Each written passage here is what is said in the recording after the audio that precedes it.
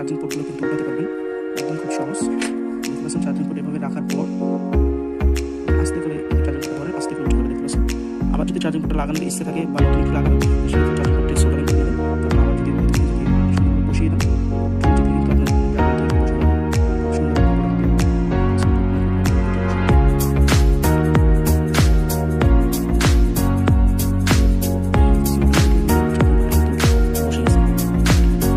তবে এখানে মনে রাখতে হবে আপনি যখন চার্জিং পোর্টগুলো উঠাবেন, হেডফোনে যে কানেক্টেড পোর্টগুলো উঠাবেন তখন